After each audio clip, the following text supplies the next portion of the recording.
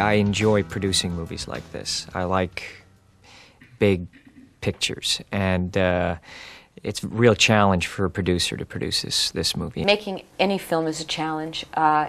Working with my partner Tom Cruise, first of all, he's a consummate producer. He's an amazing producer, in addition to being a great actor. To be able to play the character, to work with the actors, to try to create roles for them, that's a lot of fun within, and everyone working together and working hard on it. That I enjoy that. I enjoy producing a movie like this. We had the pleasure and the honor of John Woo coming in, and when John came in, he said, "I want to make a romantic action-adventure film," and that excited both of us. And we had also the pleasure of working with Robert Towne, who brings the nuance and complexity and a little bit of the irony to the human interaction and to the characters. Mission 2 was unique for me precisely because the action sequences had been so highly developed before I came on board. So much so that really what was involved was writing a story to fit the action. During this process, Paula and Tom hit upon the excellent idea of asking John Woo to come aboard as director. John Woo came in and he brought a lot of his ideas to it. And Bob Towne and I had ideas about if we ever did another mission, which way we would take it. In addition to the fact that we wanted, using the Hitchcock terminology, a MacGuffin, I think we wanted a MacGuffin that was, in this case, a recombinant virus that was being manufactured, a disease, in other words, made in order to peddle cure. So greed was the animating force, and a dangerous influenza virus is something that you don't really need to have terribly grand sophistication about the intelligence community to grasp that concept. John Woo embraced those ideas and came to the table with his own ideas about the character and the picture and what he envisioned Mission to be.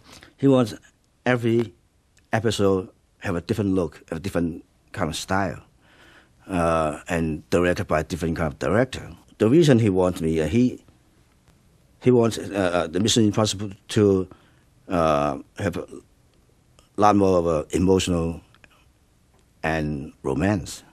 A romantic interest engages the hero emotionally, and it also engages him at the level of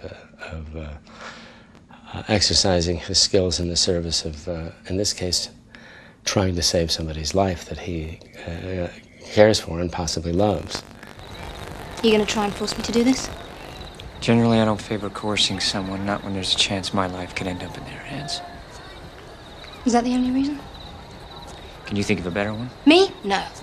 But I was just hoping you might, thinking that somewhere in the course of business this got personal as well as physical. Okay. Would it make you feel any better if I didn't want you to do this? Yeah, much. Then feel better! The writing in this movie is so good. It's rich. And it's just what I want when I go to a movie like this, that I appreciate when I see good writing in movies like this. She's got no training for this kind of thing. But to go to bed with a man and lie to him, she's a woman. She's got all the training she needs. And Hopkins' response is the kind of blatant political incorrectness of it titillates and shocks the audience in a way that formerly you could only do with the four-letter language. The trick of these movies is to keep the narrative going and to reveal character along the narrative. Basically, it's a triangle love story. It means that the good guy and the bad guy, they're both in love with the same girls. Well, Tandy is, her character, she becomes one of the team members. She's a civilian. And I was very excited to work with her. I think she's has great talent, Tandy. You know, I remember even before Nick had said, "Oh, this girl's very, very talented," and then she played a small role in Interview with a Vampire, and when we started working this picture, that was really one of the first names that came up, and we met, we discussed it and talked about the character, and then we just wrote the role for her. Tandy, in fact, was cast before I started working on the script. Tom, we were sitting around one evening and Tom mentioned that Nick, his wife, had said, "What about Tandy Newton for the girl?" and we were in the midst of discussing a romantic triangle in the story, and I got terribly excited by that, and I said, geez, don't even think about it. Let's go right away and let me talk to her so I can get a sense of what she sounds like. I got the call that John Woo and Tom wanted to meet me at the Dorchester the following morning, which was amazing just to hear those two names in the same sentence, quite honestly. And I thought that the synthesis of those two art forms was really exciting. And John has such a distinctive style, and you expect a certain film from Tom Cruise, and to have those two collaborating, I just thought it was perfect. They both look very charming, and they have a great chemistry to each other, and also look very natural, you know. We spent a lot of time writing scenes when they meet, how they meet, and you realize when John Woo got in there in that opening sequence, it's boy meets girl, girl looks at boy, boy looks at girl, and there's not a lot of other storytelling that you need. The idea came from West Side Story. I want to make a very sexy, in love at first sight moment. With high speed and with the judicious muting of sound, he isolates those two people in a lovely way. Naya's romantic life in the movie, she's very busy, very, very busy. She was involved with the character played by Dougray Scott, Ambrose, who is the person that, he's the key for the mission team. He is the person that holds the information which my character has to go and try and retrieve. First I saw Dougray in A Picture Ever After with Drew Barrymore, where he plays romantic Prince Charming, and then I saw him in the Scottish film Twin Town. And you see the range of this guy. We wanted a really interesting bad guy.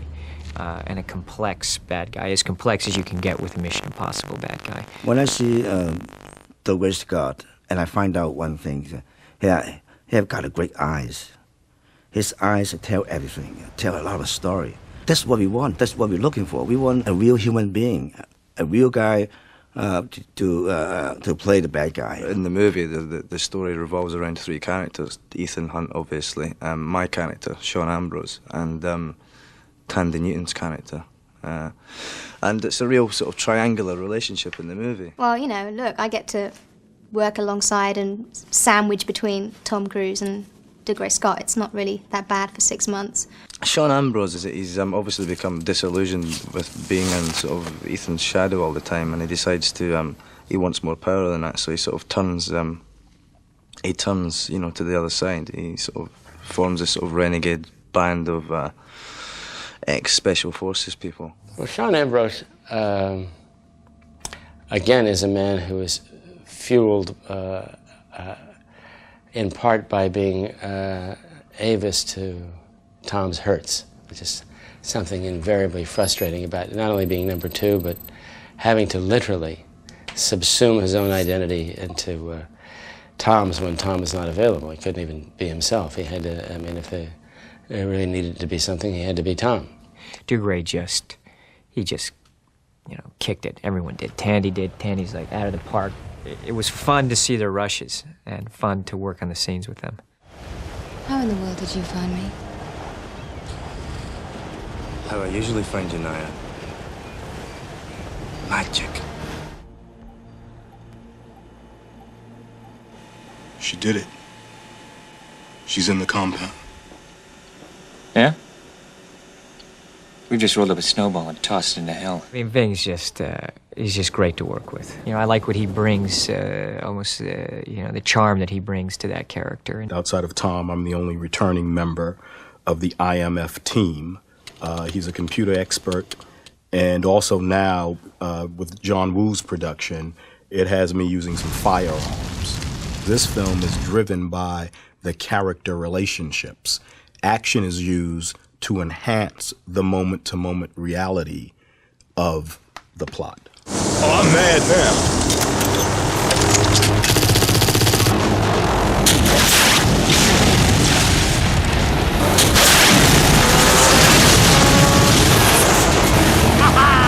I see Ving or Luther as a kind of balance in the team. And then there's my character, Billy, who is a little bit of a loose cannon. I think when he joins the team at the beginning, he probably don't know where he's going to go. I mean, is it a mistake? Let's be honest. You know, Anthony Hopkins says to Tom, you can have any two team members you want. And I'm sitting in the audience thinking, why this one? Of all the people you can have, why this one? But I like to think that once you start to see him fly, you know, dropping him into biosite or that sort of stuff, I think then you start to realise why Billy is on the team. Luther, we're out of time. On the count. Please, baby, open up. Open up, baby. 5, 4, Come on. 3, 2, 1. I'm going now. Ethan, wait.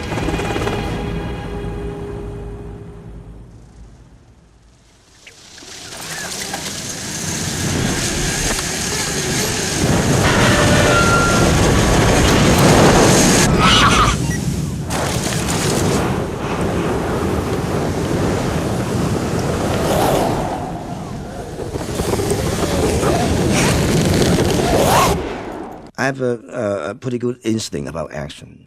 The action in it is completely mind-blowing. I've never seen anything so dangerous, so exciting. It really is. It's unbelievable.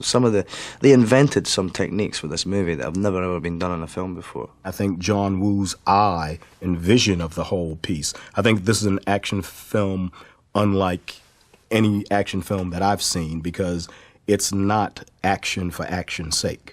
John Woo is an amazing filmmaker. The way he utilizes action, and the way he uses the cameras, and the way, and just his very, very unique and particular vision. Well, he's brought his wooism.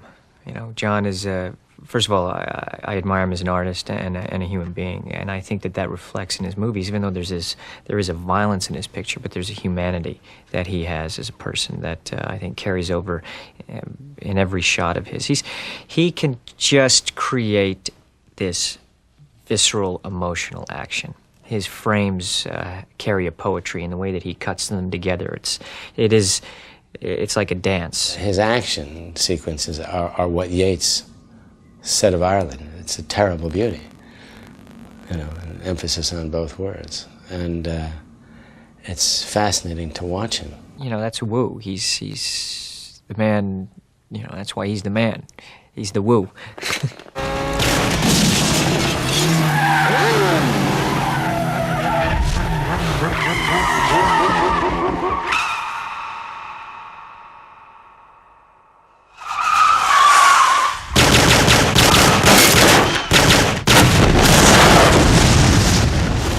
There's conventions within Mission Impossible that an audience will embrace.